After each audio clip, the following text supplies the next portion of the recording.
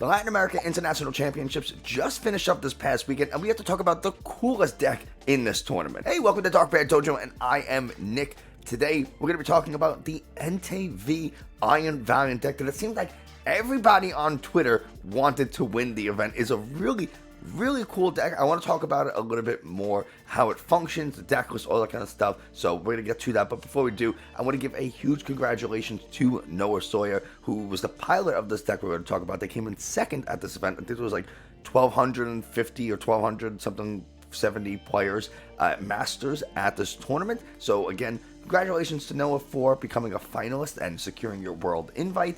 That's really cool. The event itself was taken down by Juho Kamela. I don't know if I'm saying that right, but either way, Juho did win the entire event with Miraidon, so it was a pretty cool finals. And I want to talk more specifically about Entei. Miraidon, it's Miraidon. You probably know about it. If you don't, maybe we'll cover it in the future. But anyway, if you haven't already, do me a favor, like, subscribe, comment, all kind of stuff. Tells YouTube to say go channel, other people should watch it, all kind of nonsense.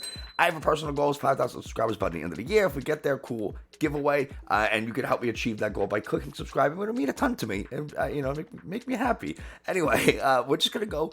We're gonna start talking about this Entei deck, and so let's get right to it.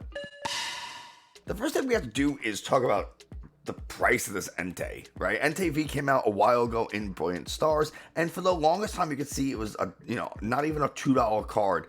And then Paradox Rift came, changed all that. Entei became really good, and during the LAIC, it jumped up to $10, almost $11 on TCG Player. And if you went to eBay, it was even more. I was seeing listings for this card for $30 on eBay, which is really, if we're being honest, just plain stupid.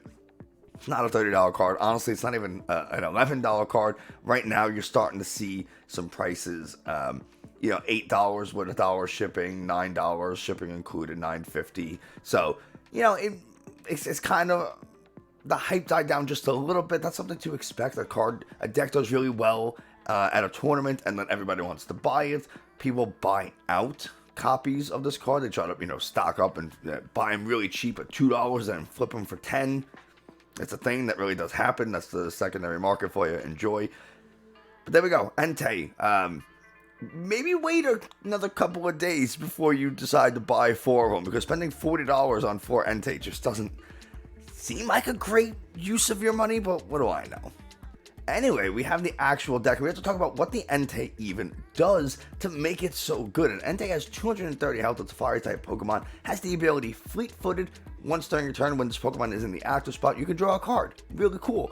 Burning Rondo does 20 damage for a Fire Colorless, and it does 20 more damage for each Pokemon on both players' bench. So on the bench, both yours and your opponent. So if both you and your opponent have a bench of 5, then this attack is doing 220 damage, which is pretty good. Water weakness, retreat cost of 3. It's the same exact thing as like Raikou V and Suicune V, except the typing, the HP, and the retreat cost is slightly different. So Raikou has a retreat cost of 1, but 210 health. Suicune has 220 health, retreat cost of 2. This has 230, retreat cost of 3. They're all the same thing. So why is this useful? Well, 220 is enough to knock out most Pokemon V, and it's able to knock out, or at least most basic Pokemon V, I should say, and it's going to knock out most Pokemon EX. But we pair this with Iron Valiant. Iron Valiant has an incredible ability, Tachyon Bits. Once during a turn, when you put this Pokemon from the bench to the active spot, you put 2 damage counters on one of your opponent's Pokemon. Now, Manaphy doesn't block this, but Jirachi would, I think. I have to look at Jirachi. Does Jirachi say attacks? Let's look at this together. Let's get it right. That's the wrong Jirachi. Prevent all damage counters from being placed on your bench Pokemon by effects of attacks used by your opponent's basic Pokemon. So Jirachi doesn't even stop this, right? Because this is not an attack, it's an ability. It's important that we know that, right? Because Jirachi kind of is popping up a little bit as a Lost Mine counter, Lost Zone counter. So we have to know what Jirachi does, and if we see Jirachi, like, you get the idea. I don't need to keep explaining it. So Iron Valiant here It has an attack. We're not even going to talk about the attack because this particular build does not run psychic energies, though there are some that do. I think this is the best build that we've seen so far. But anyway, so the goal is to use something like Tachyon Bits to do one of two things. Either us or our opponent doesn't have a full bench, and Entei's Burning Rondo doesn't do enough damage to KO the active. Maybe our opponent's active has 230 health. Maybe it's a Roaring Moon. Maybe it's an opposing Entei, and the max 220 just doesn't cut it. So we can use Tachyon Bits to put 2 damage counters on the opponent's active, and now Burning Rondo now effectively is hitting 240 because we put 20 on there. We can use more than 1 Tachyon Bits for each Iron Valiant that goes into the active. We can use that Tachyon Bits, so we could in theory get 4 Tachyon Bits per turn to put 80 damage onto something. And it doesn't have to be the same Pokemon. We could spread it all out, so we can keep using those Tachyon Bits to set up 60 damage on a Comfey, and then go ahead and use something like Medicham V with the Yoga Loop attack. For a double colorless, you just put 2 damage counters on one of your opponent's Pokemon, and if that Pokemon is knocked out from this attack, you just take a second turn entirely, totally skipping your opponent's turn. It's such a good card. You can't use that effect 2 times in a row, but it's still, think about it. You take a prize and then get to go again, or if you set up your Iron Valiants to take a KO on a Comfey, and then the next one takes a Yoga Loop KO, you took 2 prizes and you get to go again. Insane. Absolutely insane. We do have Squawk ability with the Squawk and Seize. Once during your turn, you may discard. It has to be during your first turn. Once during your first turn, you can discard your hand and draw 6. You can't use more than 1 Squawk and Seize ability during your turn. We do have an attack Motivate for 20 damage. That can be the difference maker in a KO.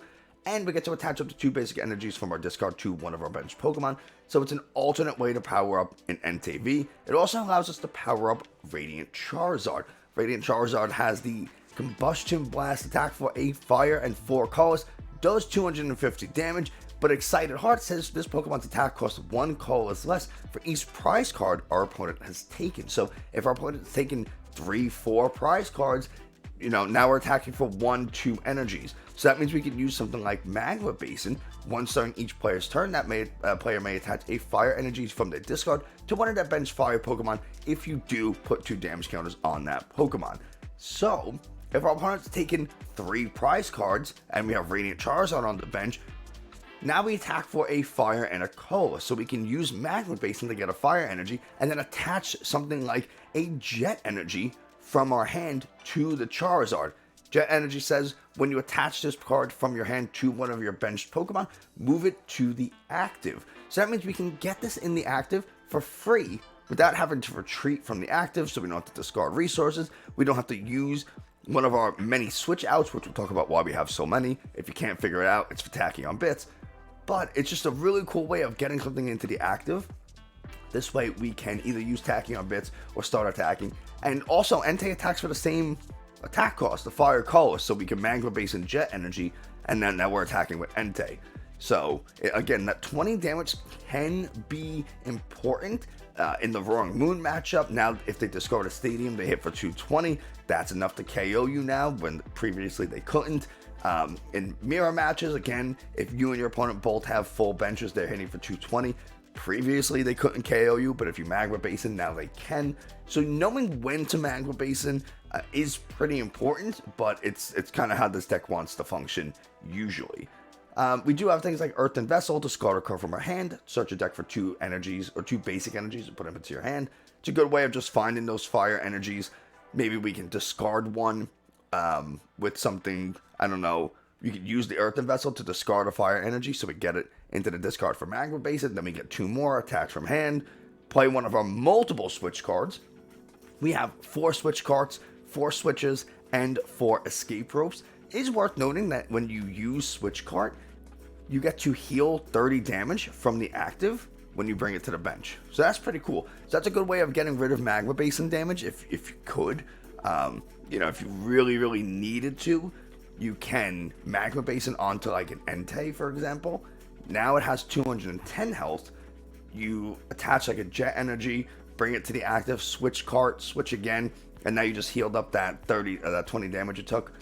Not saying it's the best use of resources, but it is something to consider in matchups where that 20 damage really matters. Like I said, against things like, maybe not so much against Mew because they have power tablets, but you get my point. There's just things you could do. So we have all these switch cards for escape ropes, switch cards, so we can cycle through our Iron Valiants and activate Tachyon Bits as many times as we possibly can per turn. And again, now we're softening things up so that we can take big KOs with Entei, or we're getting them ready for these nice Yoga Loop plays. Or you know, whatever. We're just, you know, knocking out Comfeys, knocking out Bidoofs, knocking out whatever is on our opponent's bench, Pidgeys, Charmanders, whatever they give us.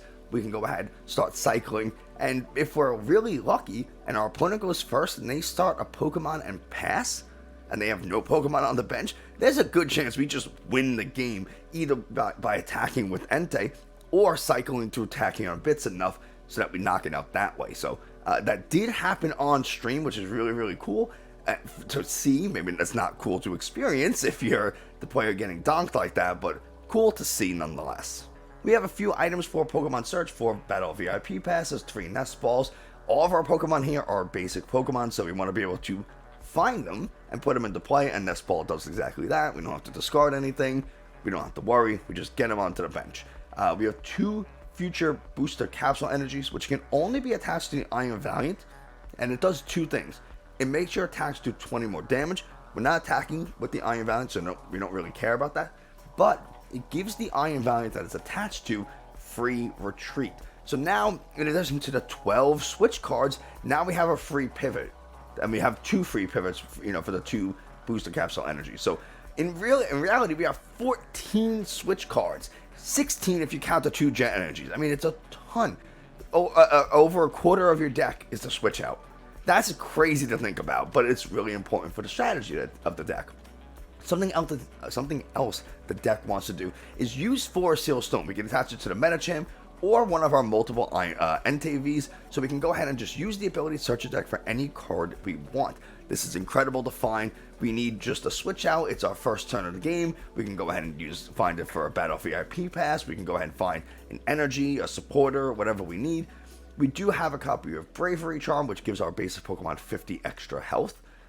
That's cool for things like Radiant Charizard. Now it's 210, not as easy to KO. It's cool for things like Squawkabilly, whatever. I mean, it's really going to be used for one of these 2 guys, right? That's really what we're going to use it, but we can use it defensively on one of these guys to make sure that our opponent just doesn't get 2 very easy free prizes. Again, I don't know how often you're going to use it like that, but you could, or you can use it offensively to keep that Entei around, attacking more and more. Speaking of defense, I don't know if this would be defensive or offenses, but Technical Machine De-Evolution. This is such a crazy card for this deck. Think about something like Charizard EX, 330 health. We can't knock that out, even if we use 4 Tachyon Bits. That's 80 damage, and then we attack with a, max Entei 220. That's still only 300 damage, which means we're 30 damage shy of taking even just 2 prizes on something like a Charizard EX. That really stinks. So what we do instead is we put a bunch of damage all over the place, and then we say Technical Machine De-Evolution for a single colorless energy, de-evolution our attack, de-evolve each of your opponent's evolved Pokemon by putting the highest stage evolution card into your opponent's hand. Now, this is wonderful for multiple reasons. One, if they're playing a rare candy build, we need to use less Tachyon Bits and stuff to actually get a KO. Say there's like a 60 HP Charmander. A lot of times Charizard decks will run a 2-2 split, 270 HP, 260 HP. So, if we know they have a 60 HP Charmander in play, we just get ahead, use Tachyon Bits 3 times, do 60 damage, and then attack with TM Evolution, De-Evolution, a Technical Machine De-Evolution. Now that Charizard goes into their hand, and the Charmander has 60 damage on it. Oh, by the way, it only has 60 health, so it gets knocked out. Now 2 things happen. One, they don't have the Charmander. We only take 1 prize, but they use their rare candy, and they don't have a Charmander in play, maybe, right? So now it's an extra turn that it might take them to evolve. They have to find the rare candy. If they're playing the TM evolution build where they have things like Charmeleon, gets a little bit more, complicated, gets a little trickier, but we can still make it happen by doing enough damage to it. We attack into it once with Entei, and then with next turn we can de-evolution.